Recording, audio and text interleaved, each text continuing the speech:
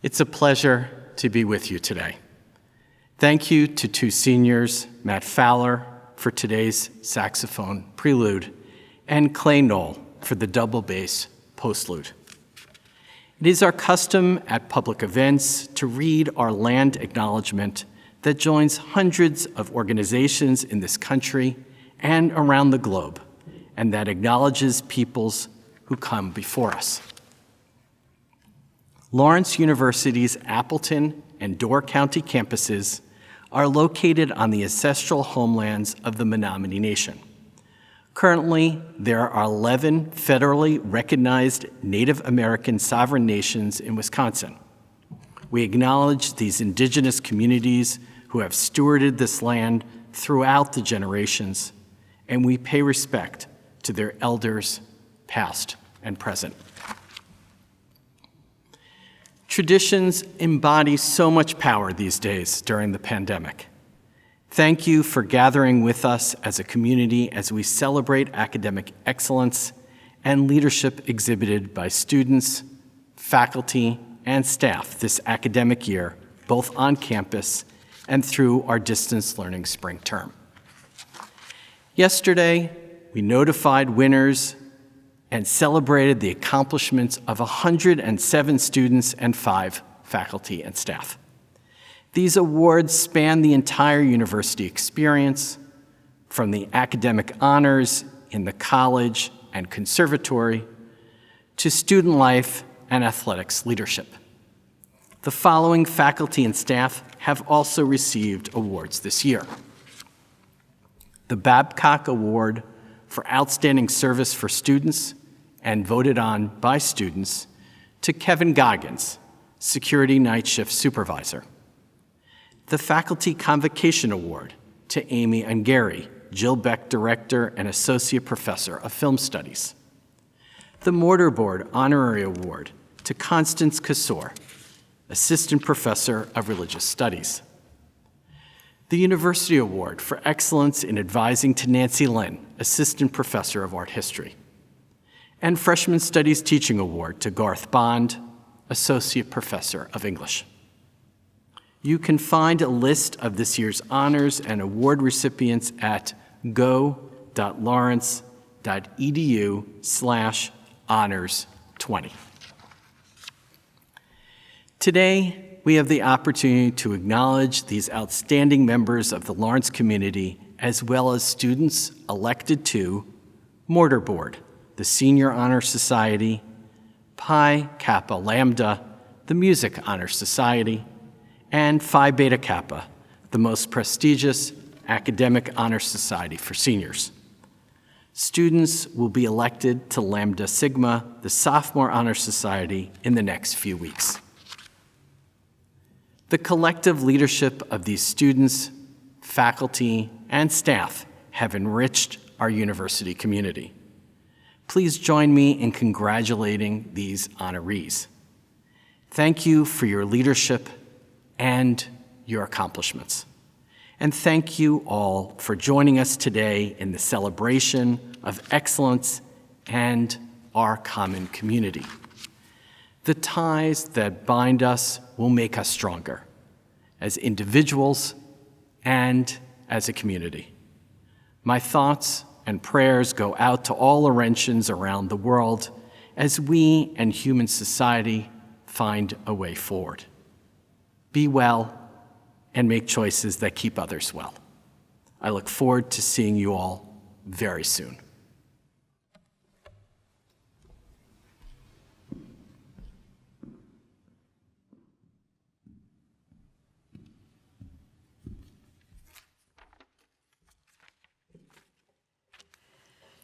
Good morning, everyone. It gives me great pleasure to introduce the 2020 Honors Convocation speaker, Associate Professor and Jill Beck Director of Film Studies, Amy Ungiri. Amy came to Lawrence in 2014, following years as a faculty member at the University of California at Riverside and at the University of Florida, where she was named Teacher of the Year for the 2005-2006 academic year. A liberal arts college alumna, she was an English major at Bryn Mawr College. Amy earned a master's degree at the University of Texas at Austin and her PhD at Cornell University.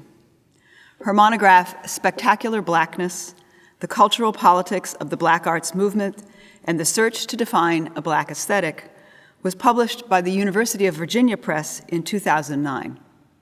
Her many articles on film, politics, and African American art and aesthetics have appeared in the Los Angeles Review of Books, American Literature, Camera Obscura, the Journal of African American History, and Postmodern Culture.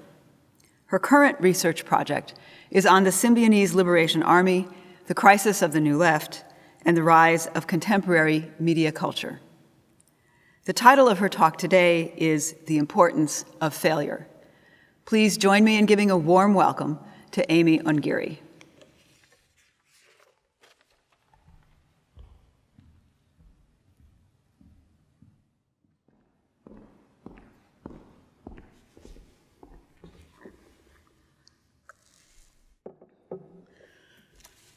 Hi, I'm Amy Ungiri from the Film Studies Department, and my talk today is called The Importance of Failure.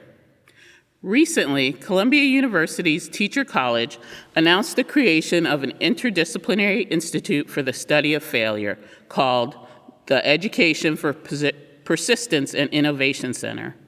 Xiaodong Lin Siegler, the center's director and a cognitive studies researcher, authored a study that explored the impact of the knowledge of failure on students. The center grew out of her discovery that high school students who knew of the failure of prominent scientists were more likely to do well in school than those that only learned of their achievements rather than their mistakes and missteps. For Lynn Siegler, this discovery led her to explore the possibility that failure had an educational value, and thus led to the creation of a center to find the value of failure. The Institute's mission statement states that, quote, a burgeoning research literature shows that students who value learning and believe success is within reach, persist in the face of failure, excel academically, and accomplish more than people who don't, even if they are equal in ability, end quote. The Institute's website boasts interviews with an impressive array of highly accomplished athletes, from World Championship gymnast Simone Biles to NHL star Dan Quinn and Olympic gold medalist Dan O'Brien, and they all explore the ways in which failure served as a motivator towards eventual success. While many, if not all of us, have failed or will fail in ways that are both minor and spectacular, very few, if any of us, will be able to use that failure to motivate us to Olympic or Hall of Fame sports superstardom. The approach of the Education for Persistence and Innovation Center has something very valuable to offer in exploring the role that failure plays in eventual success, and that work is very necessary. I especially applaud its general highlighting of the lack of thought and research given to the topic of failure. However, it must be acknowledged that although all of us will fail at one point or another, very few of us will be able to turn that failure into springboards for Nobel Prizes, Olympic medals, or groundbreaking discoveries. My question is then, what does failure look like for those of us who truly fail? For those for whom failure brings no redeeming perks, lessons, or prizes? This presentation will thus explore failure beyond its relationship to the possibility of potential or future successes. It will ask the following question, among others. Does failure have an inherent value? Can failure exist as something other than a vector to future successes? Is there an educational value to failure that redeems it as an experiential aspect of learning? Does failure actually open the possibility of what Judith Halberstam terms, quote, a knowledge from below? Can failure ultimately be its own reward? I'm going to talk to you today about failure, and the genesis of this project, as you can probably guess, is in a time that I failed, quite miserably, in fact. But as could be expected of someone over 50, I failed at a lot of things in life. A short list of them include, I failed 9th grade algebra. Despite many hours of class time and even more hours spent on the Duolingo app, I failed to become proficient in French. I've never been able to cartwheel. Despite modifying my bike with the express purpose of being able to do so, I've consistently been unable to learn to pop or ride a wheelie. All of these failures feel profound to me, but have relatively few dramatic consequences in the real world. Despite what my dad told me at the time, my life has not been ruined by my inability to do algebra. And if I hadn't just told you, you probably wouldn't know by looking at me that I don't know how to speak French well, do a cartwheel, or pop a wheelie. Of course, some of the ways I have personally failed have had more of an impact on myself and the world around me. I struggle with the feeling that I failed to save a student who died by suicide because she couldn't see her way out of the conundrum of having homosexual desires and a family and a faith community that would never accept those desires. I also failed at a long-term romantic relationship as distance and growth turned into irreconcilable differences.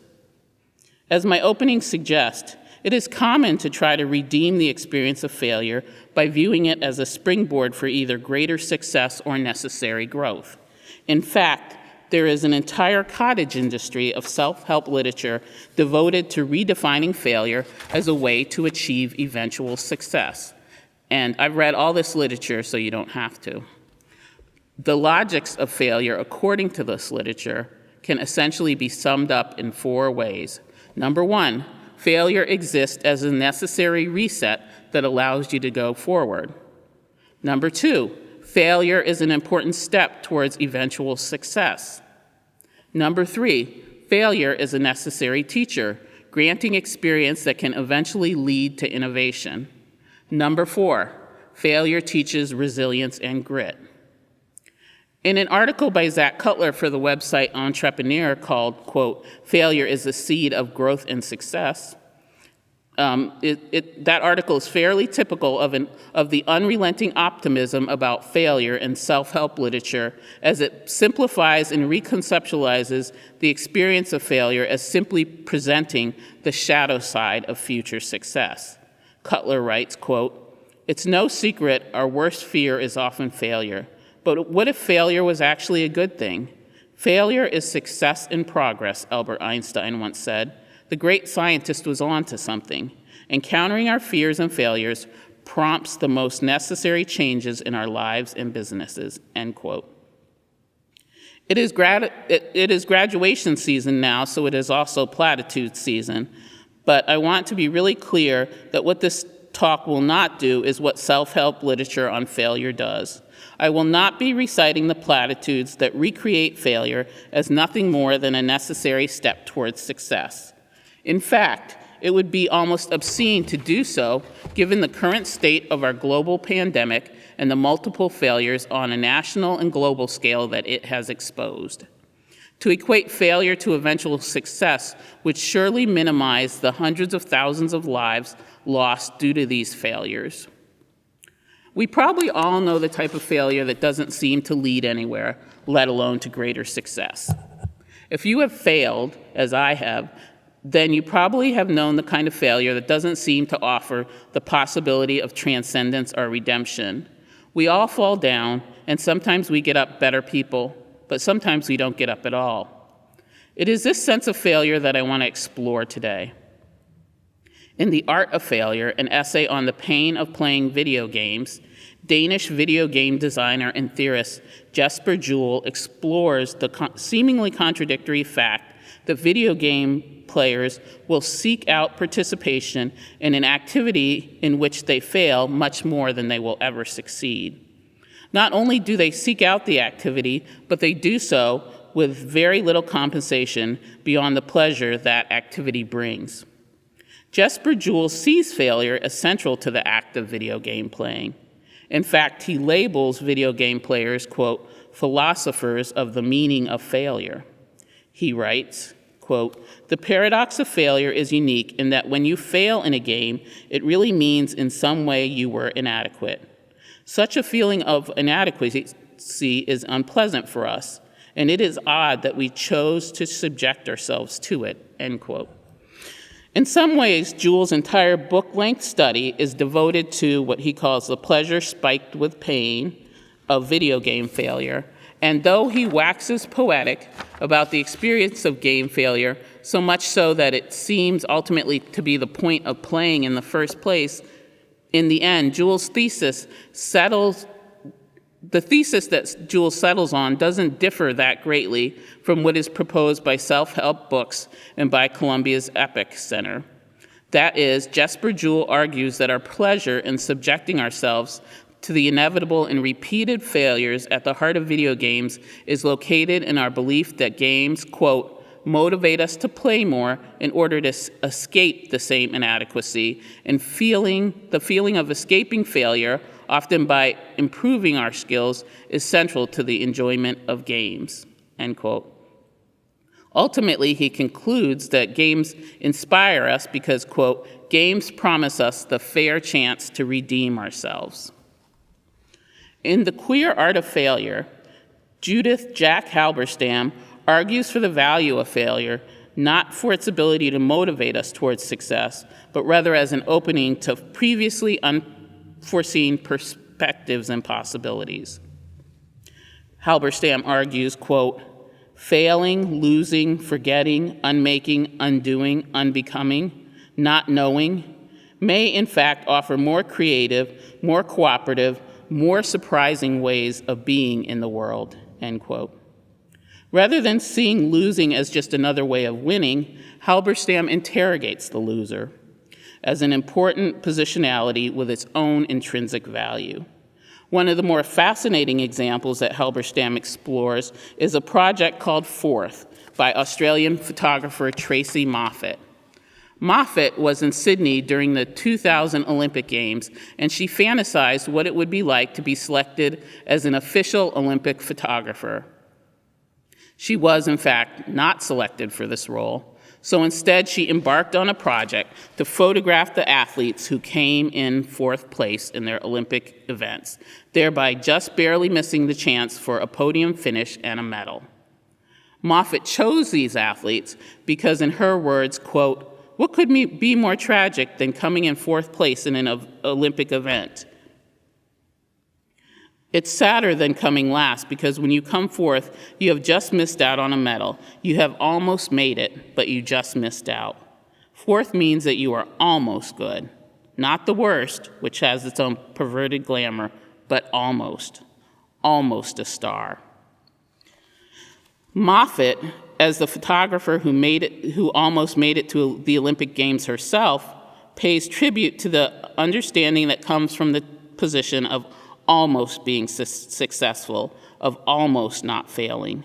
Moffat acknowledges that what she creates in Fourth is not a state of being that the Olympics is interested in exploring at all.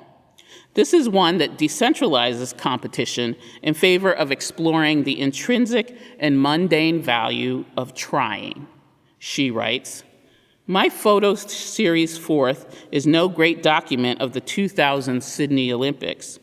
I think I'm trying to say something grand about competition in general, that it's beautiful to try, that to reach a final at an Olympics game is a great achievement.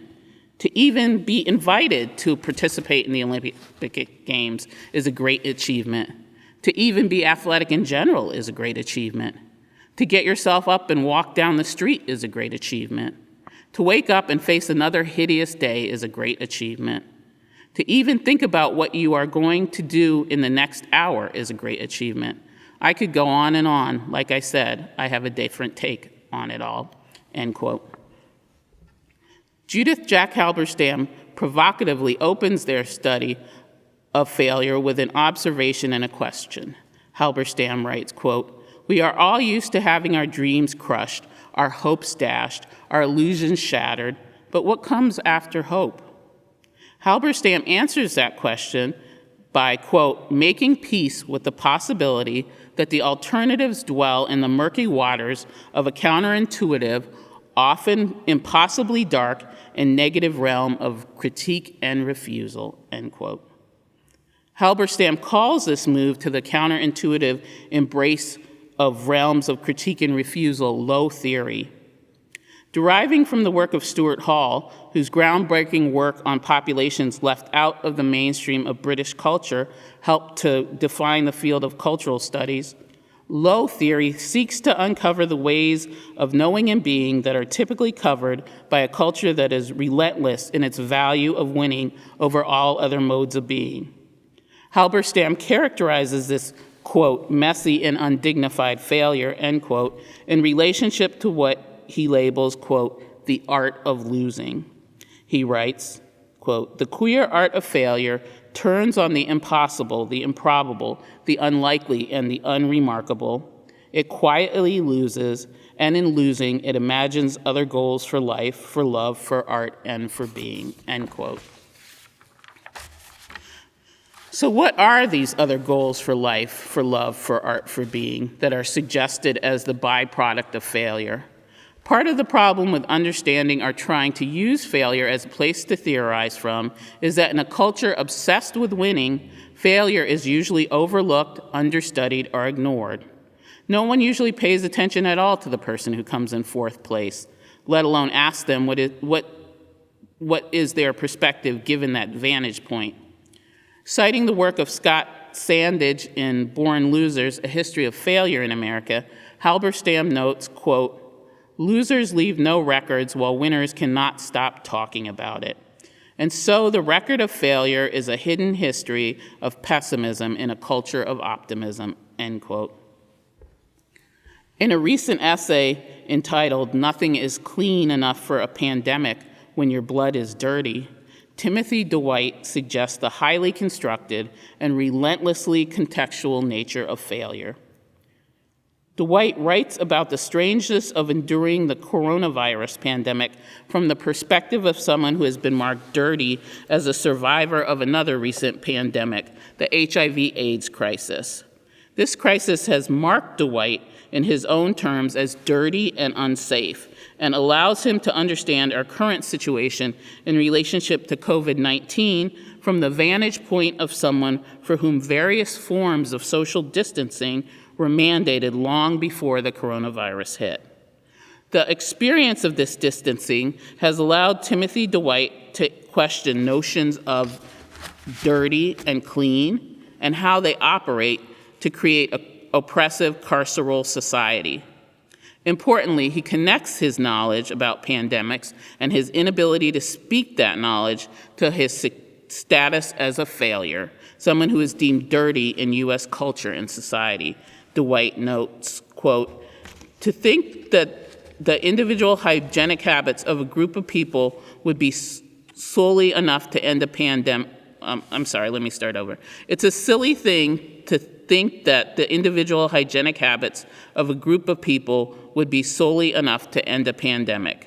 I say silly instead of violent because I know where saying what I really feel leads me.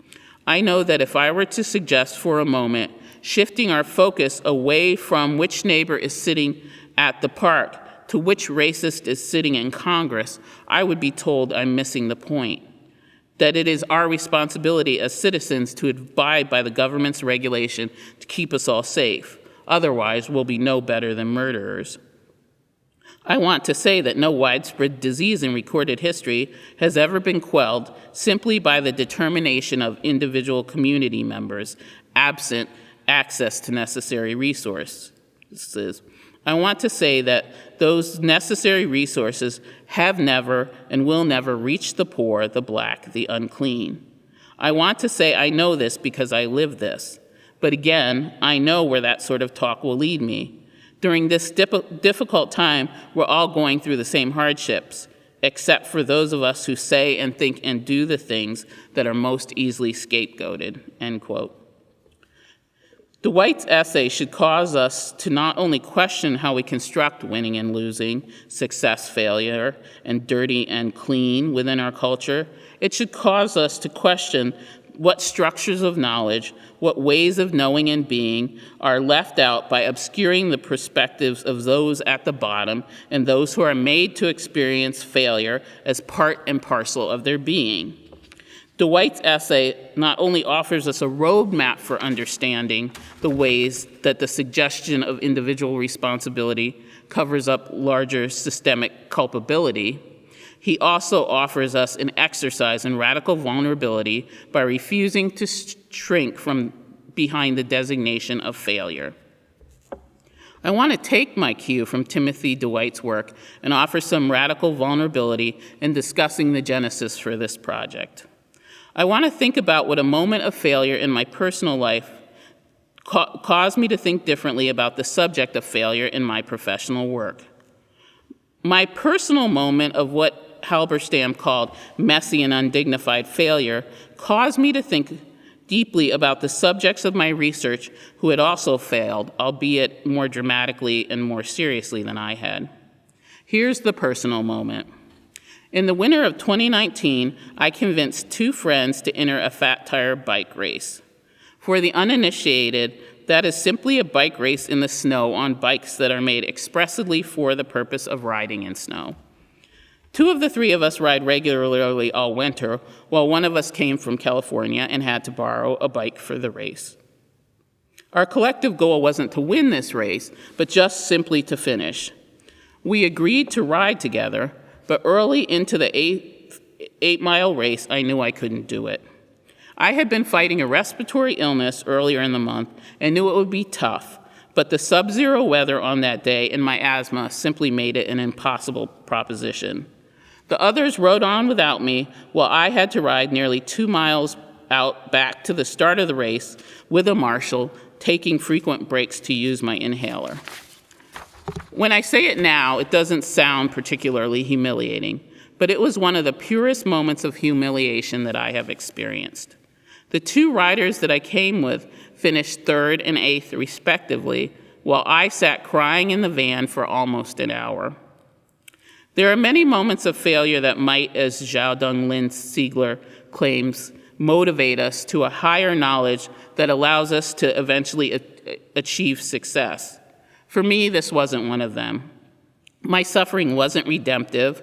I didn't turn it into Olympic gold the next year. I didn't learn anything from the experience that made the pain and humiliation worth it. I didn't come out of it a better person. But what I did gain was a vantage point to think critically about failure beyond the personal. What did it mean to take seriously projects, be they cultural, political, or aesthetic, that had essentially failed?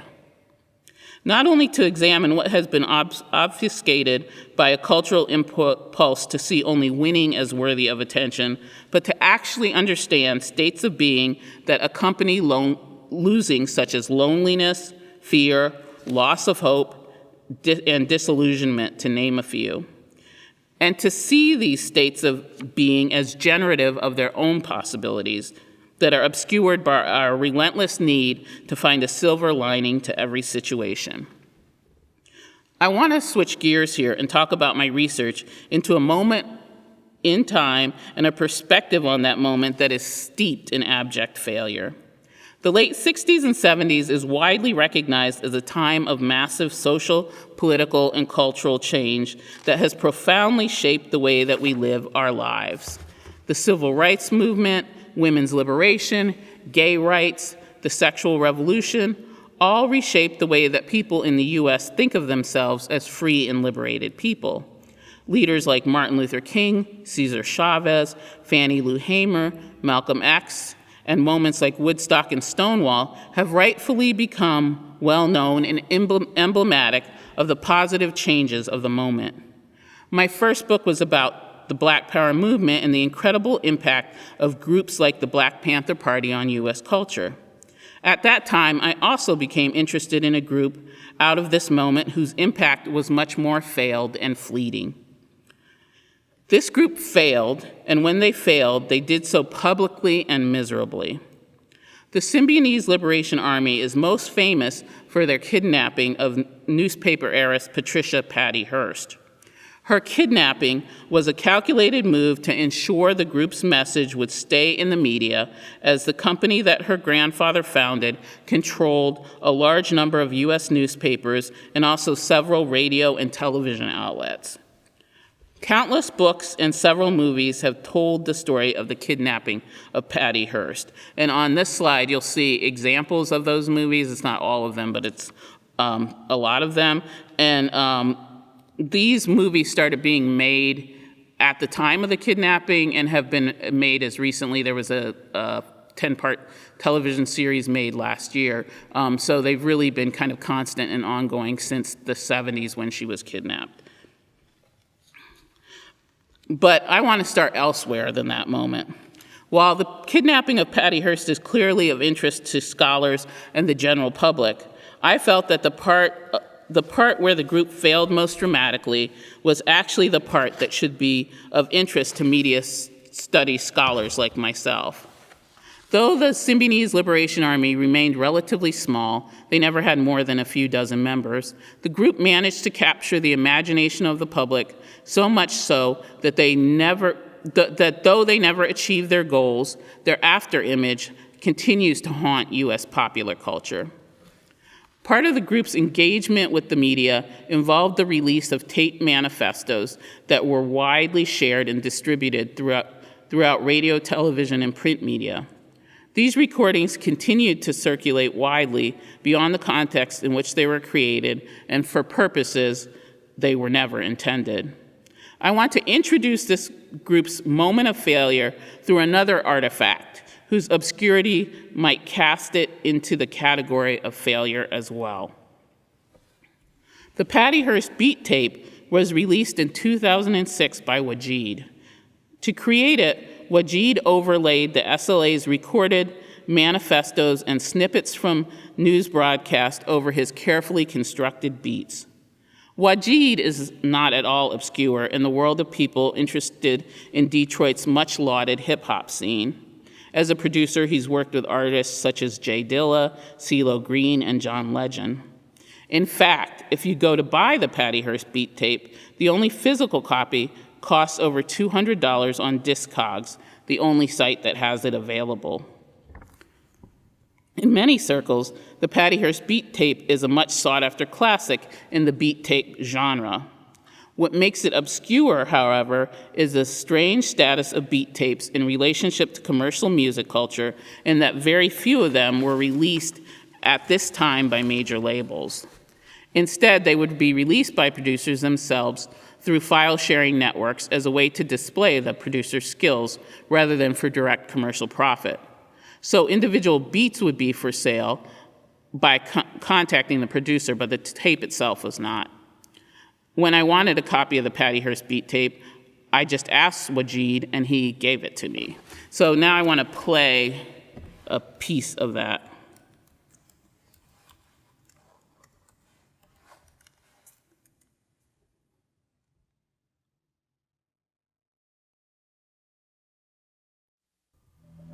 1 2 1 2. Yeah, this is YG to the Bling 47 group. And welcome to the Patty Hearst beat tape. Hey yo, man, I put some rough drafts on here for y'all to check out. And don't be looping my motherfucking shit either, man. Hey yo, you get the full version when I get the check. Let's get it started. My name is Sin Q, and to my comrades I am known as Sin.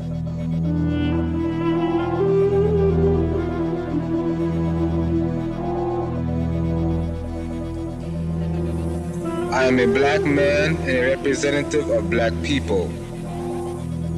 I hold the rank of General Field Marshal in the United Federated Forces of the Symbionese Liberation Army.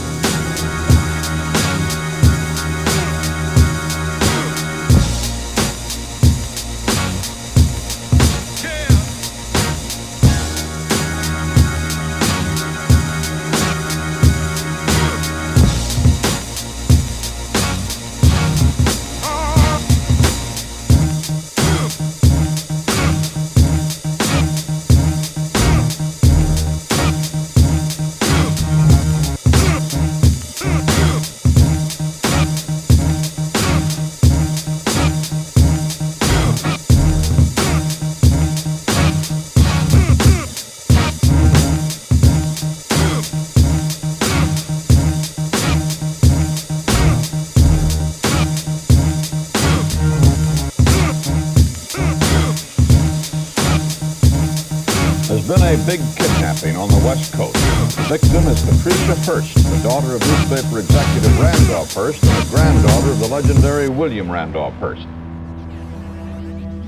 Miss Hearst, newspaper heiress and daughter of Randolph Hearst, managing editor of the San Francisco Examiner, is a University of California sophomore. She screamed when the men burst in and started beating her fiancé, 26-year-old Stephen Weed.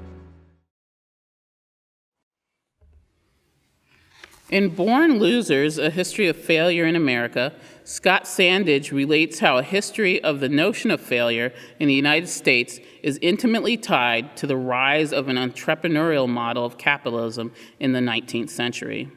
As this model developed, the ideal of failing became linked to one's identity as a person, so much so that, quote, a man would be nothing more or less than his occupation, end quote. To fail to prosper economically became intimately linked to personal characteristics rather than other factors in chance or circumstance. Economic failure became a barometer of moral failures, and economic success was the mark of a person of strong character. In the past, this value might have been attached to religious or family behavior, but from the 19th century onwards, success and failure began to be marked by the ability to make money. Striving for economic gain would be the primary marker of a successful character. Wajid's lack of desire to profit directly from the sale of the Patty Hearst beat tape is both the thing that damns it to obscurity and also creates it as a transcendent piece of evidence of a moment in time that might otherwise be lost to us. Since there is no one else who might profit by promoting it, such as a major record label, the beat tape isn't available through traditional distribution networks, such as radio or streaming services. It is both easy and hard to get because all you have to do is ask, but how would you even know who to ask or how, or that it even ever existed at all? However, Wajid's failure to capitalize financially on his beat tape by monetizing it in the way that music traditionally enters the mainstream is also the thing that allows it to transcend its status as just another collection of beats for sale. Because he was not beholden to market or major label concerns when he made the Patty Hearst beat tape, it allowed him to tell a very different story about the abduction of Patty Hearst than is broadly available to the general public. Though named for the newspaper heiress, the Patty Hearst beat tape significantly shifts the focus away from her story to the broader context of the abduction within the action of the group and the consequences of those actions. Wajid is able to expand on the narrative that already exists of Patty Hearst and the SLA precisely because he was not beholden to recreate or address pre-existing narratives of the event within popular culture. It was Wajid's failure to create something for the already existing music market that ultimately enables his innovation of the story of Patty Hearst. So I want to play one more selection of it that I think really shows this. And this is called You Know Me, again from the Patty Hearst beat tape. And it has some language that could be considered offensive, so just be forewarned. You do indeed know me. You have always known me. I'm that nigga you have hunted and feared night and day. I'm that nigga you have killed hundreds of my people in a vain hope of finding. I'm that nigga that is no longer just a hunted, robbed, and murdered. You know me, I'm the gook, the broad, the servant, the spick. Yes, indeed, you know us all, and we know you, the oppressor, murderer, and robber. And you have hunted and robbed and exploited us all. Now we are the hunters that will give you no rest and will not compromise the freedom of our children. Death to the fascist insect that preys upon the life of the people.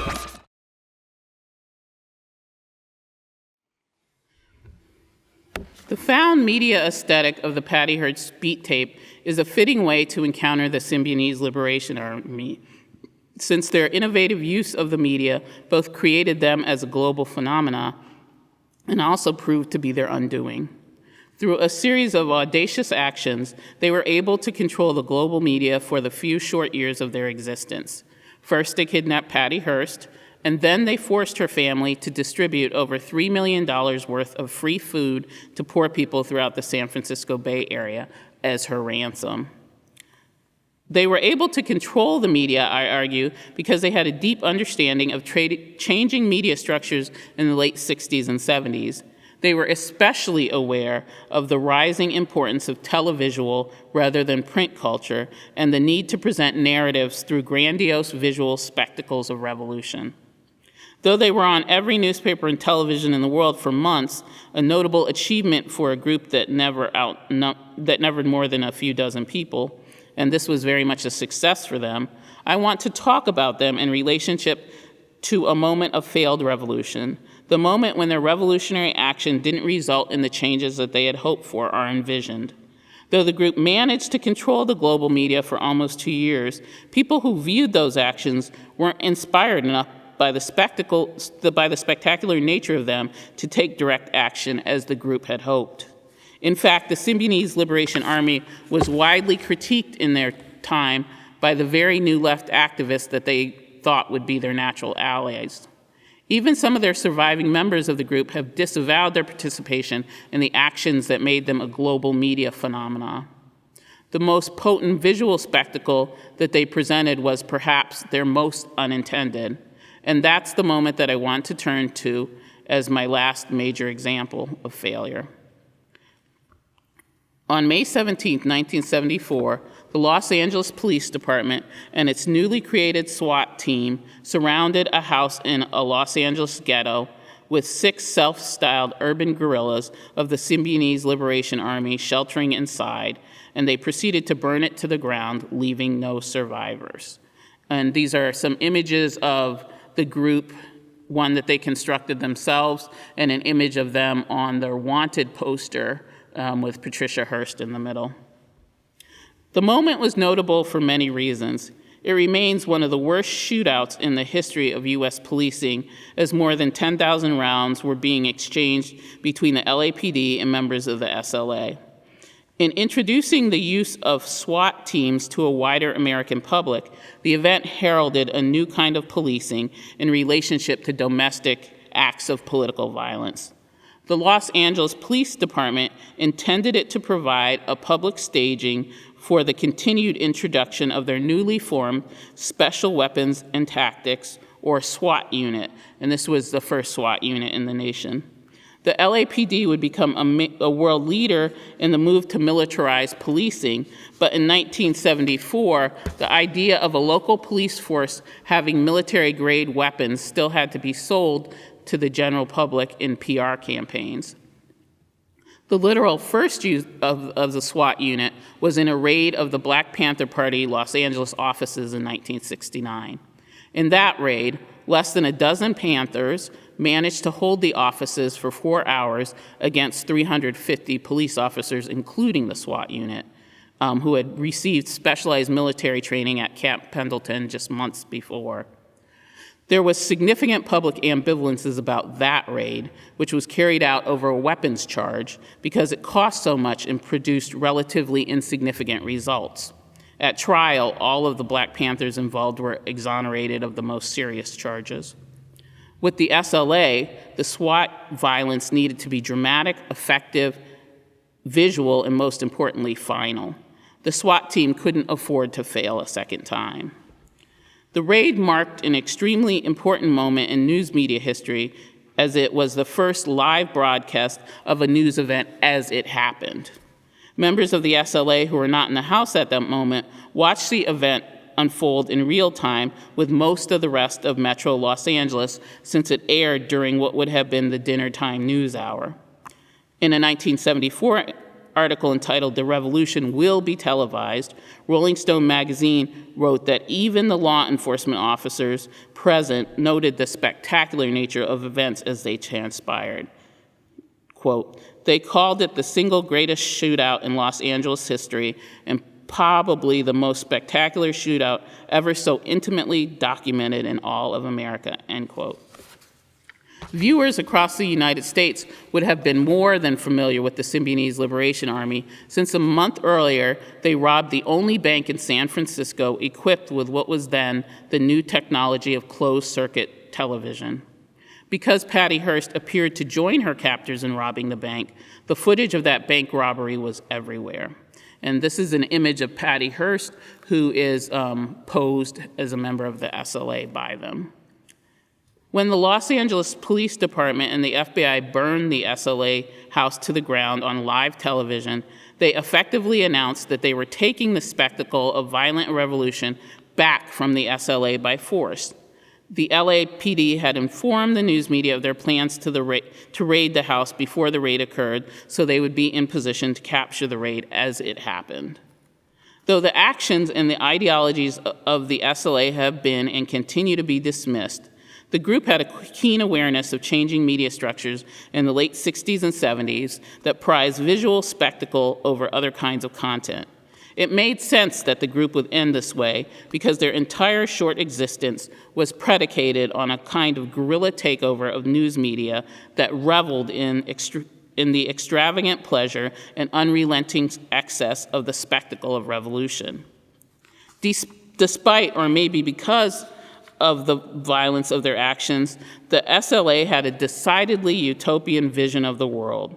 They were interested in making substantial changes in the world around themselves, and this vision, for better or worse, failed, and it failed dramatically.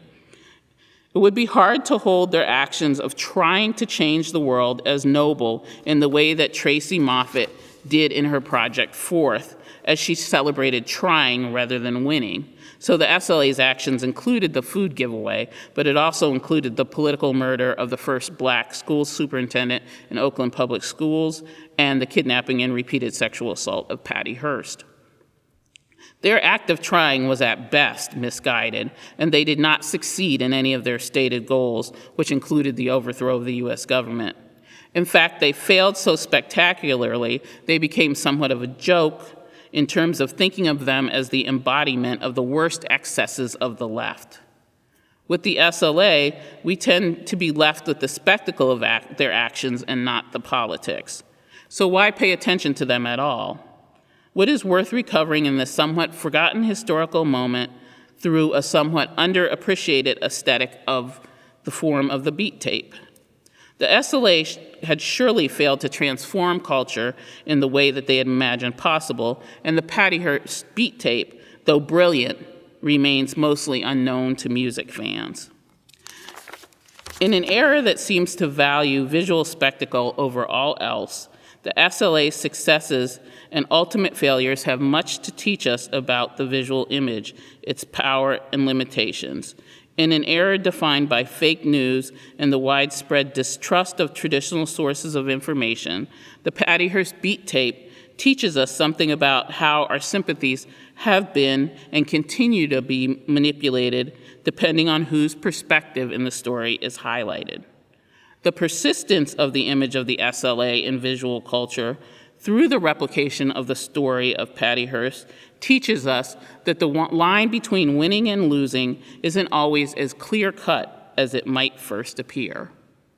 In summation, I'm going to again resist the urge to spout easy platitudes about failure. All of you will surely fail, and that experience will have its own complexities and emotional depths, worthy of your acceptance and even your appreciation. Learn to embrace the nuances. Thank you.